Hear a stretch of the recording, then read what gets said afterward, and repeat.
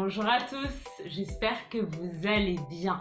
Je suis super contente de vous retrouver dans une nouvelle vidéo.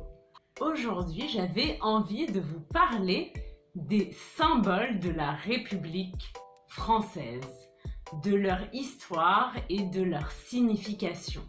Pourquoi le drapeau français est-il bleu, blanc, rouge? Quelle est l'histoire de l'hymne national, la Marseillaise? Que signifie la devise liberté, égalité, fraternité? On va parler de tout ça aujourd'hui. Si vous êtes nouveau sur la chaîne et que c'est la première fois que vous voyez une de mes vidéos, je suis Elsa et je vous enseigne le français de manière authentique. Je poste une nouvelle vidéo tous les mercredis, donc je vous conseille de vous abonner à la chaîne pour ne pas rater de vidéos. Comme dans toutes mes vidéos, vous trouverez des sous-titres en français et en anglais, donc n'hésitez pas à activer les sous-titres si vous en avez besoin. Et vous pouvez également modifier la vitesse de la vidéo si je parle trop vite ou trop lentement. Comme je vous le disais, aujourd'hui, on va parler des symboles de la République française. Et vous allez voir que, en fait, la majorité de ces symboles sont apparus pendant la Révolution française en 1789.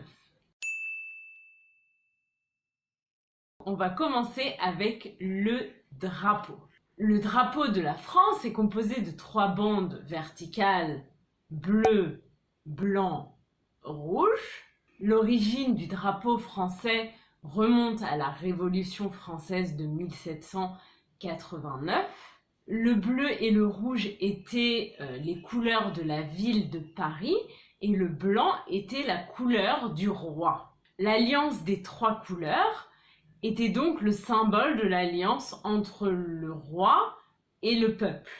On dit que l'ordre des couleurs n'est pas anodin, qu'il n'a pas été choisi au hasard. En effet, le blanc du roi est comme encerclé par le peuple, par les couleurs de la ville de Paris, et cela peut signifier un changement de rapport de force où le roi n'est donc plus tout puissant. L'origine du drapeau reste encore largement méconnue.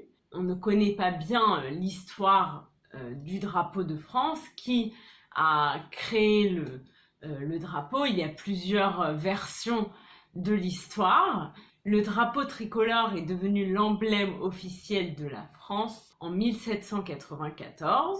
Il a été remis en question plusieurs fois au cours de l'histoire, notamment lors du retour de la monarchie, où le drapeau disparaît entre 1814 et 1830. Mais depuis 1830, le drapeau n'a pas changé et est resté le même. Je ne vous donne pas tous les détails, mais si c'est un sujet qui vous intéresse, je vous laisserai dans la barre d'infos des liens vers des articles qui donnent plus de détails sur l'histoire du drapeau de France et sur l'histoire de tous les différents symboles qu'on va voir aujourd'hui. Je vous rappelle également que vous pouvez aller sur mon site internet peaceoffrench.com où vous trouverez des exercices de compréhension pour vérifier votre compréhension de la vidéo. Ok, alors maintenant on continue et on va parler de l'hymne national, la Marseillaise, que vous avez sûrement déjà entendu. La Marseillaise, c'est le chant que l'on chante pour représenter la France dans des cérémonies officielles ou dans des événements sportifs comme des matchs de foot. La Marseillaise a été composée en 1792 par un officier de l'armée française, Claude-Joseph Rouget de Lisle, à la suite de la déclaration de guerre de la France à l'Autriche. C'est donc au départ un chant de guerre révolutionnaire, un appel à la mobilisation générale contre l'invasion étrangère. Et la Marseillaise devient hymne national en 1795. Je ne sais pas si vous avez déjà entendu les paroles de la Marseillaise. Si vous ne les avez pas entendues, Je vous laisserai un lien en barre d'infos, mais c'est vrai que les paroles sont un peu violentes, c'est vraiment un chant de guerre, et la Marseillaise est parfois remise en question. Ok, donc maintenant on va parler de la devise française, liberté, égalité, fraternité. Ces trois mots sont la devise de la République française. Cette devise est apparue également pendant la Révolution française. Ces mots représentent les valeurs qui unissent les Français. On pense que chacun d'entre nous, homme ou femme, naît libre et égaux en droit. Donc liberté, égalité. Et on pense aussi qu'on doit faire preuve de fraternité et aider les autres. Donc ce sont vraiment les valeurs de la République française.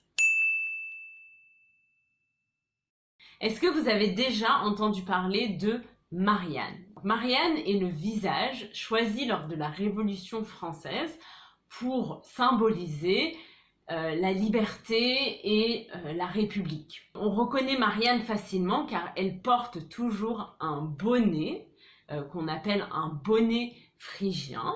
Le bonnet phrygien, c'est le bonnet que portaient les esclaves que leur maître avait décidé d'affranchir, c'est-à-dire de libérer. Donc Marianne apparaît sur les timbres-poste et sa statue se trouve dans toutes les mairies de France. Donc c'est important à connaître. Est-ce que vous savez ce qu'on fête le 14 juillet en France? Le 14 juillet, c'est le jour de la fête nationale. On associe en fait le 14 juillet généralement au 14 juillet 1789, qui est le jour de la prise de la Bastille, qui a marqué le début de la Révolution française.